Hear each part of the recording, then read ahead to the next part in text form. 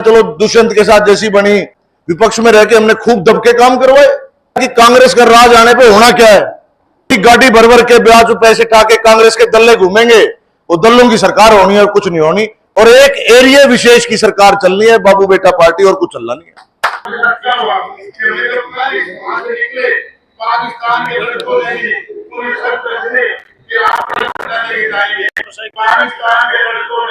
वीर शिरोमणि महाराणा प्रताप जी, पहले एक बार उनकी जय भी बोलेंगे हम।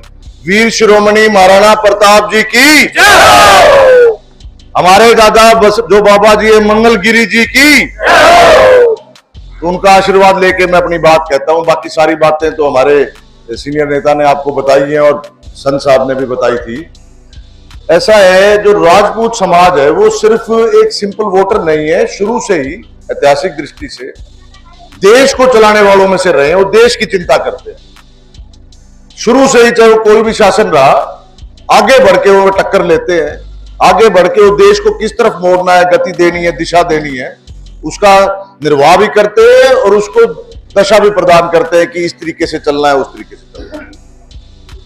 पिछले 10 साल में देश में अभूतपूर्व काम हुए, कमाल हो गया। लेकिन सबसे बड़ी बात जो हुई, सबसे बड़ी बात कि पूरे विश्व के अंदर हम 2014 से पहले बहुत डाउन थे, बढ़ तो रहे थे, समय के साथ साथ प्रगति तो हो रही थी, लेकिन डाउन थे।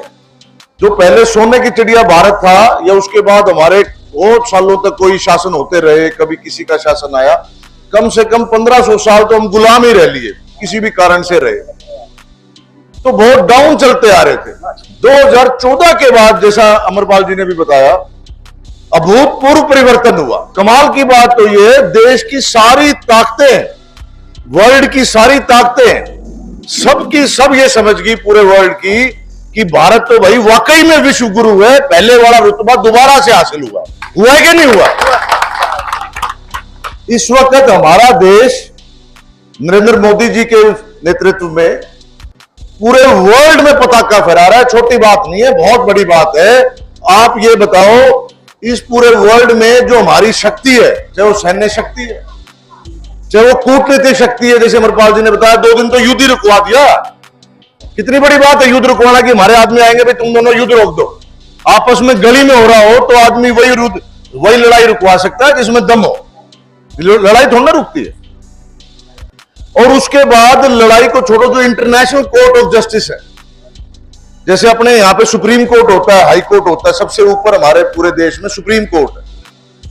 ऐसे पूरे वर्ल्ड की जो उसको बोलते हैं international court of justice, Hague में, यूरोप में। आप हैरान हो जाओगे, बाकी नौजवानों को तो पता होगा, उसका पिछले 10 साल से जो चीफ जस्टिस है पूरे वर्ल्ड का, वो इंडियन है, दलबीर भंडारी जी। मैं आपको सारी बातें इसलिए बता रहा हूं, मैं बाकी सारे गांवों में तो यही भाषण देता हूं कि अपने घर के बच्चे नौकरी लगवाने हैं, जो आप सारे जानते हो कि बिना किसी पैसे के और बिना किसी सिफारिश के नौकरी लग रहे हैं। लेकिन यहां पे ये सारी बातें आप जानते हो। उसके बाद जैसे अमरपाल जी ने बताया और हमारे दूसरे वक्ताओं ने, कोई गली मोहल्ले की जाति की लड़ाई नहीं है ये। कोई हमने यहां पे पंच, सरपंच या लोकल एमसी या ये नहीं चुनने, ये तो आपने वो चुनने जो आगे जाके आपका देश का भविष्य और प्रदेश का भविष्य जिनके हाथों में होगा। आप कैसे लोग चाहते हो, ये तो वो लड़ाई है जो इस वक्त लड़ी जाएगी 5 अक्टूबर। जो भाई गुमराह है, जो भाई इस बात को नहीं समझते और दूसरी तरफ लगे हुए हैं, मैं उनके साथियों को, समर्थकों को कहना चाहते हो, आपस की रस्साकशी में आप इधर उधर हो जाते हैं। लेकिन ये वक्त वो नहीं है। 10 साल में ऐसी नींव तैयार करी है, ऐसी नींव तैयार करी है बीजेपी ने कि अब तो हवाई जहाज उस पे से अब वो प्लेटफॉर्म तैयार हो गया। अब तो अगली उड़ान ऐसे होगी, ऐसे। ये आपकी इस बेल्ट में तो इतनी प्रयोजनाएं हैं जो आने वाली हैं बीजेपी की तरफ से, इसको बीजेपी की तरफ से कोई कसर नहीं रह जाएगी। चाहे वो सर्वे हो गया हो एमटी का आपके पिल्लू खेड़ा की तरफ, चाहे औद्योगिक सिटी डेवलप करने की, कम से कम 20,000 प्लस तो आपके नौकरियां आनी है। आपकी जमीनों के रेट इतने महंगे होने हैं, आप किराया खा खा के भी नहीं छिकोगे। जो आपका एनसीआर है वो यहीं डेवलप हो जाना है। आपका सफीदो कुरुक्षेत्र के बराबर का नेशनल लेवल का टूरिज्म का सेंटर बनना है। आपका धार्मिक जो एरिया आप जाएगा तो विकास हो सकता है। पहले का 10 साल का शासन उनका तो देख ही लिया। जो दो प्रत्याशी लड़ रहे हैं उनका भी देख रखा है आपने। विपक्ष में मेरे पिताजी भी रहे, 2 बार एमएलए रहे। इस बार तो उसमें थे राज में, चलो दुष्यंत के साथ जैसी बनी अपना, वो तो चलो मैं उस पर नहीं जाऊंगा। 2005 में बीजेपी से एमएलए बने थे, विपक्ष में रह के हमने खूब दबके काम करवाए। ये तो कोई बात नहीं है कि विपक्ष में रह के काम नहीं करवा सकता। आपने दोनों एमएलए बढ़ते हुए, और आपने ये पता है कि कांग्रेस का राज आने पे होना क्या है, वही गाड़ी भर भर के ब्याज पे पैसे खा के कांग्रेस के दल्ले घूमेंगे। वो दल्लों की सरकार होनी है और कुछ नहीं होनी, और एक एरिया विशेष की सरकार चलनी है, बाबू बेटा पार्टी, और कुछ चलना नहीं। बताओ गलत कह रहा हूं कि सब जो यहां बैठे हैं, अपने अपने साथियों को जो यहां नहीं भी आए हुए, और खुद भी समझना है कि 2 ही चीज बड़ी कीमती होती है, एक पार्टी और एक प्रत्याशी।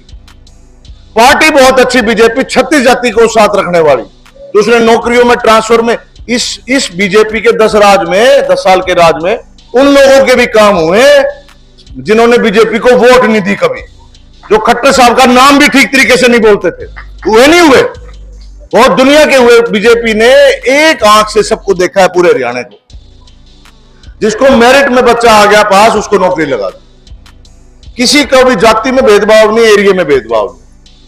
ऐसी पार्टी जो हर जगह, आपके तो कभी एमएलए भी नहीं बना, सफेदों से कमल नहीं खुला, उसके बाद भी पैसे देने में कसर नहीं रही। क्यों अमरपाल जी? खूब दबके विकास के लिए पैसे आए, नहीं तो दूसरे राज्य में आ सकते थे, देखते भी नहीं थे। तो मैं आप लोगों के कान खोल रहा हूं, आप लोगों के दिमाग खोलने की कोशिश कर रहा हूं, और बाकी सब आप ऐसे जानते भी हो सारे के सारे। मेरी हाथ जोड़ के विनती है, सबको समझाओ। और मुआना सिंगाना बिल्कुल एक तरफा है, इतना प्यार मिल रहा है जैसे मैं अपने खुद के घर में घूम रहा हूं, ऐसा लग रहा है। और जो भाई नाराज है, उनको बिल्कुल मनाओ कि भाई अपने बच्चों का भविष्य खराब मत करो, बहको मत किसी बात में। एक एक आदमी को समझाओ, छोटी छोटी बातों में इधर उधर हो जाते हैं आप, छोटी छोटी बातों में उनको समझाओ। किसी को हाथ, आखिर में नरमी जीतती है, नरमाई जीतती है। सबसे नरम भावना से सबको प्यार से बैठ के समझाओ। तो मैं तो इन्हीं बातों के साथ एक लास्ट बात, मेरी एक रिक्वेस्ट है, पिल्लू खेड़ा ब्लॉक के जो गांव है वो पोलिंग करते हैं 90% 95%।